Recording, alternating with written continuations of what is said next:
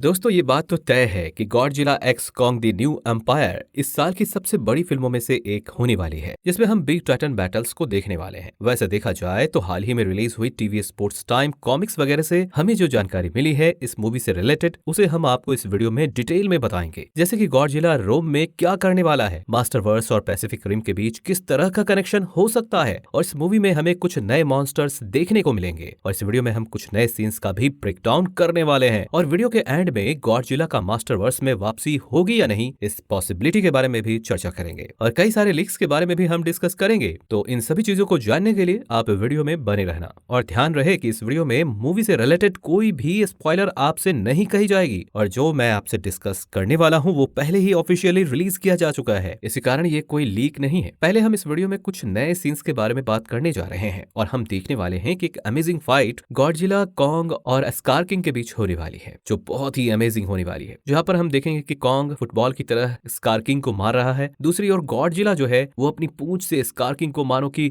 Bat की तरफ पटक रहा हो। और ये मूवी लास्ट बैटल सीन होने वाली है, जहां पर हम देखेंगे कि स्कार किंग बैटल के शुरुआत में ही पूरी तरह से घायल हो जाता है, जहां पर स्कार किंग के मन में ये बात आ रही होगी कि बेइज्जती है।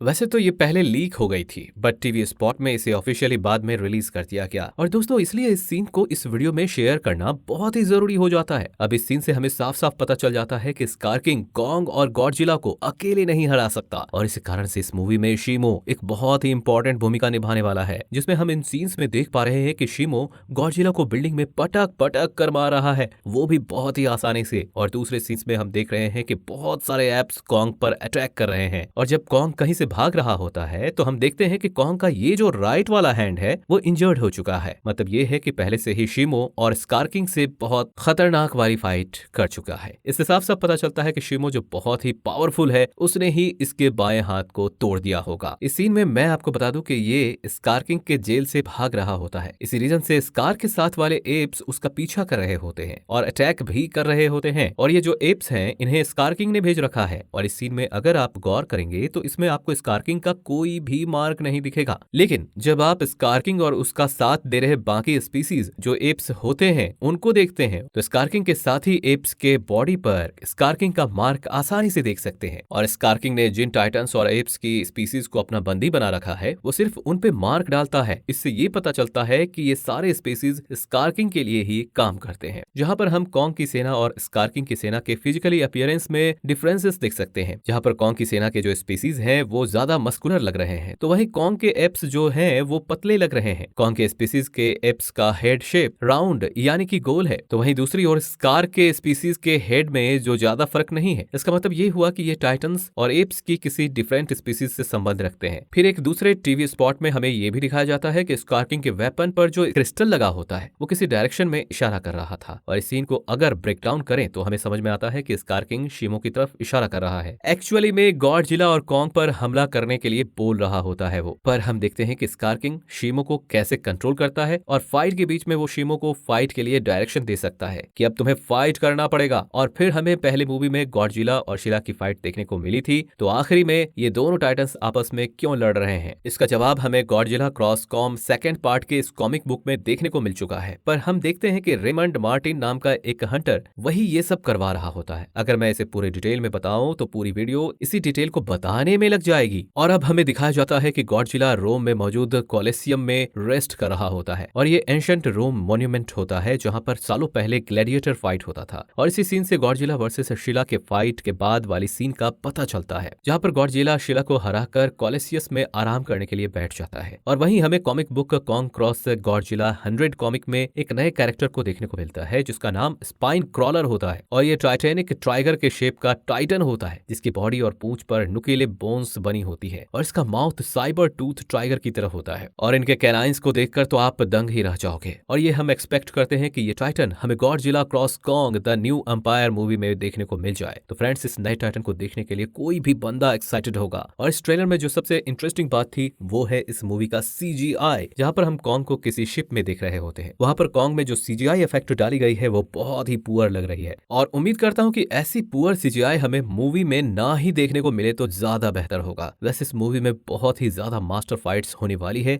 इसी कारण ऐसा एक्सपेक्ट किया जाता है कि सीजीआई कहीं कहीं पर वीक हो रहा है। मूवी को अगर धमाल मचानी है तो वो तभी हो पाएगा जब ये बेहतरीन सीजीआई इफेक्ट इस्तेमाल करेगी। फ्रेंड्स, फिर एक टीवी स्पॉट में एक डैन स्टीवन नाम के कैरेक्टर को दिखाया जाता है, जहां पर हमें पता चलता है कि ये होलो एक्स अर्थ एक्सपोर्ट हो जाता है। इसके अलावा ये टाइटन एक्सपर्ट भी होता है और कॉन्ग में जो क्लू और मॉडिफिकेशन जो दिया गया है, और ये पक्का ट्रैपर का ही काम होगा और इस ट्रैपर बंदे का इस मूवी में बहुत ही अहम किरदार होने वाला है। फ्रेंड्स, ये तो हमने छोटी छोटी बातें आपसे कर ली, लेकिन अब एक बहुत ही बड़ी लीक और डिटेल आपसे शेयर करने वाला हूँ, जहाँ पर हमें मेगा गॉडजिला के वापस आने की पॉसिबिलिटी के बारे में पता चलता है। जहाँ पर गॉडजिला वर्सेस कॉन्ग इससे पहले की जो फिल्म थी, वहाँ पर मूवी के एंड में हमने देखा था कि मेगा गॉडजिला हार चुका होता है, लेकिन उसकी बॉडी अभी भी मॉन्स्टर वर्स में मौजूद होती है। वैसे कॉन्ग ने उसकी बॉडी को बहुत सारे टुकड़ों में कर दिया था, इसलिए ये डर अभी भी जारी है, खत्म नहीं हुई है। क्योंकि हम अगर comic book Godzilla vs the hunted प्रूफल कॉमिक में हम देखते हैं कि गॉडजिला पृथ्वी के अलग अलग जगहों पर जाकर अटैक करने लगता है, और आपने ट्रेलर में भी ध्यान दिया होगा कि गॉडजिला किसी न्यूक्लियर पावर प्लांट पर अटैक करता है, और ऐसे ही इसी तरह गॉडजिला ने एक पेंसकोला नाम की जगह पर भी अटैक किया था। और फ्रेंड्स, जब बर्नी के कैरेक्टर ने इन सभी सीरीज को जोड़ा, हमें पता चलता है कि इन सभी जगह पर मेगा गॉडजिला के बॉडीज के जो पार्ट्स गॉडजिला ने कर रखा था, वो वहां पर रखे गए थे, और उन्हीं पीसेस को डिस्ट्रॉय करने के लिए गॉडजिला सडन अटैक अर्थ के अलग अलग प्लेसेस पर करने लग जाता है। इसलिए आई होप आपको समझ में आ गया होगा कि गॉडजिला आखिर क्यों अर्थ के अलग अलग जगह पर अटैक कर रहा है, वो भी सडनली। और इस कॉमिक में हम अगर थोड़ा और आगे पढ़ें तो हमें रेमंड मार्टिन नाम के कैरेक्टर को देखने को मिलता है, और उसने बहुत ही खतरनाक रोबोटिक सूट बना रखा है ताकि गॉडजिला और कॉन्ग जैसे पावरफुल टाइटन्स को मात दिया जा सके। और इस पावरफुल रोबोटिक सूट का नाम टाइटन हंटर रखा गया है। ये होलो अर्थ के रेडिएशन पर ही काम करने वाला है। इन सबसे यही पता चलता है कि इन फ्यूचर टाइटन्स और मशीन्स के बीच और भी कई सारी बैटल्स हमें देखने को मिल सकती है। वैसे अगर आपको टाइटन हंटर और रेमंड मार्टिन के बारे में और भी ज्यादा जानना है तो इसके लिए हमने एक और वीडियो बना रखी है, जिसका लिंक आपको डिस्क्रिप्शन में मिल जाएगा। और इन सभी टाइटन हंटर और मशीन का परिचय देने के बाद इस साल हमें स्पेसिफिक रिम और मॉन्स्टर वर्स का जो फ्यूचर होने वाला है, वो हमें आने वाले टाइम में जरूर देखने को मिलेगा, जहां पर हमें मॉन्स्टर वर्स के टाइटन्स के साथ येगर्स की फाइट भी देखने को मिलने वाली है। और पोस्ट क्रेडिट सीन में जो पैसिफिक रिम के यूनिवर्स से रिलेटेड एक हिंट हमें देखने को मिलने वाली है, जिसके लिए मैं बहुत ही बेसब्री से इंतजार कर रहा हूं। आपको मॉन्स्टर वर्स के फ्यूचर के बारे में आपको क्या लगता है और क्या नया देखने को आपको मिल सकता है, कमेंट में जरूर बताएं। ये वीडियो आपको पसंद आया हो तो वीडियो को लाइक करके चैनल को सब्सक्राइब कर लीजिए और बेल नोटिफिकेशन आइकन को ऑल पर सेट कर लीजिए। Thank you very much.